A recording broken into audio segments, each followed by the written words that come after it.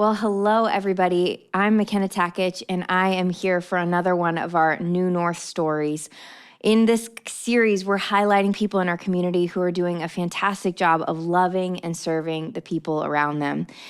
We want to be an authentic community of Jesus followers who love and serve people. And through these conversations, we want all of us to be aware of the people around us who are doing just that. I am here with Crystal Taylor, who is our administrative director at New North. And she has, besides being a part of our ministry now here, she has been a part of ministry at an organization called City Impact for a long time. City Impact exists to intercede for the Tenderloin in San Francisco and for the many, many people and people groups that live there. And so we're going to chat a little bit about what her ministry looks like, about how she's got involved, and about why loving and serving people in this way has made such a big impact on her life. So, Crystal, it is so good to be chatting with you. It's good to be here, McKenna. So I guess just to kind of open it up, tell us a little bit about City Impact and what it's all about. Yeah. Well, as you said, City Impact does exist to intercede on the behalf of the people in the Tenderloin. The population in the Tenderloin is mostly homeless. There's a lot of addiction and brokenness there. And specifically, the ministry that I participated in is called Adopt a Building. And so on Sundays, we would go in and have these SRO buildings. What's an SRO? An SRO is a single resident occupancy building. They're mostly like 1930s hotels turned into rooms. But I specifically worked in a building called the Arnett Watson, which was a family building. And so the goal was that we would bring food kind of as an opener, but to build relationships with the person, knowing that we are not expecting anything from them in return. This is just a relationship that we're trying to build. And through that, try to talk about Jesus. And we did start a Sunday school in that building, me and 3 other women. And so after we went around giving food, then our main ministry was teaching the children. So, yeah. That's awesome. Yeah. Okay, so, for a lot of people, the idea of, waltzing into what an SRO in the Tenderloin is, there's like a lot of emotional hurdles that you'd have to do in order to be willing to do that. So What was that like for you? How did you get involved in doing this? And what was the thing that kind of pushed you over the edge that said, no, I really want to do this? Yeah. So I think the catalyst was reading Radical by David Platt. And that'll do it. And truly understanding kind of what it looks like to live out your faith.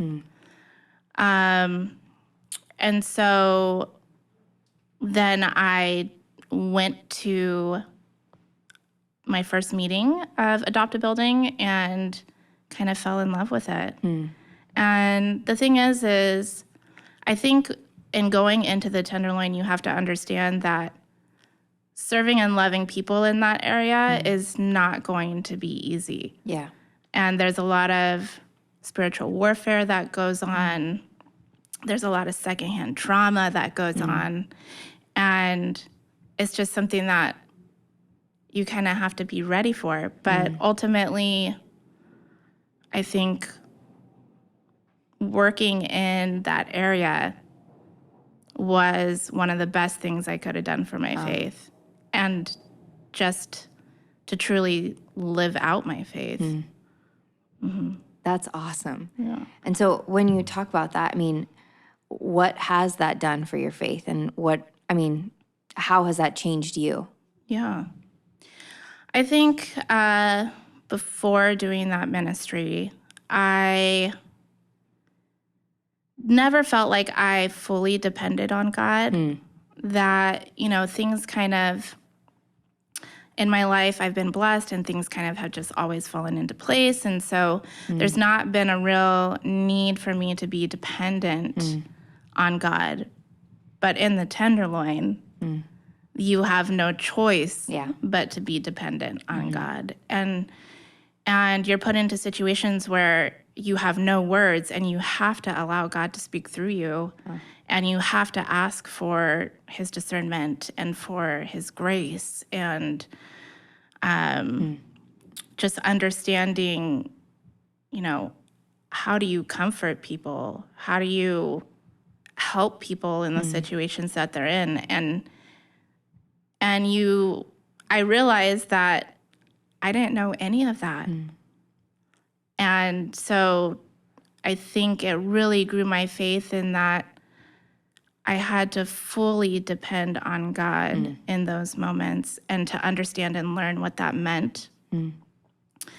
But then also I think to watch God work and to understand that the things that happened in the Tenderloin, when people came to faith, when children who refused to pray would actually join in our prayer circle and pray to God, like those were moments that the Spirit had to move. And to be around that and to watch that was some of the most incredible moments in my life.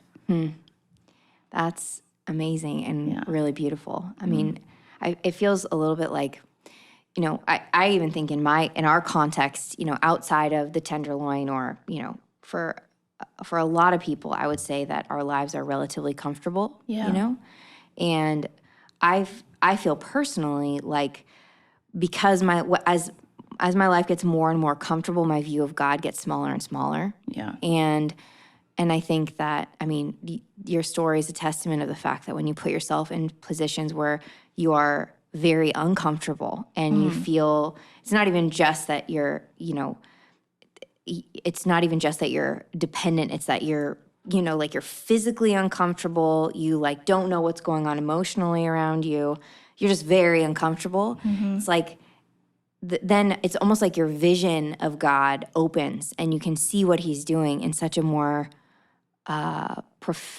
in a bigger way, right? Yeah. He becomes bigger or he was bigger, but you actually get the privilege of seeing it and like seeing what he's doing.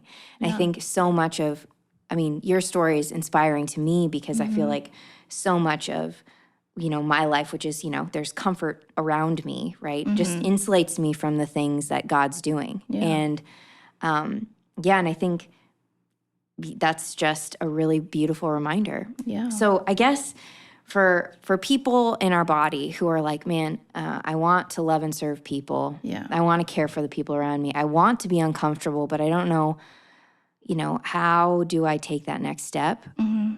What are some things that you would say to them about, well, this is where you start? Yeah. I think, it's okay to be uncomfortable. And that's the first thing that you have to kind of get comfortable with is that I'm going to have to be okay being uncomfortable. And then I think it's just about finding, the ministry that you feel called to. And also kind of understanding there was this saying that we had in Adopt a Building that was, if I don't go, who will? And so that kind of continues to spur you on or inspire you a little bit because it's like, if I don't go, who will? And ultimately someone might pick it up. Yeah. Someone might go. But the other thing is that God is greater than our fear, right? And so I think it's about remembering that he is bigger than our fear and that ultimately everything we do for the kingdom is going to move it forward. And that is our greatest calling. Right. Yeah, you're right. And I think fear gets in the way of so much when, and I think Christians kind of get this wrong a lot where they think, well, I can't be afraid.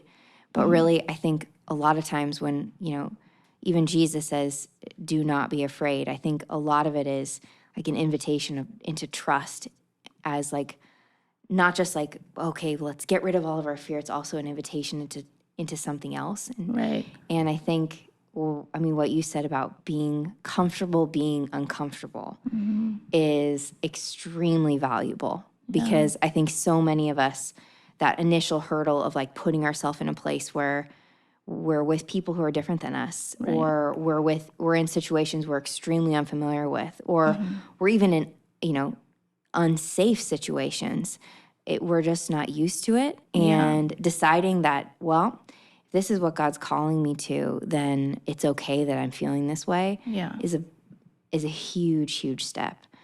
Yeah. And I find your story remarkably inspiring and lovely. And I'm just really thankful you're willing to share with us. Of course.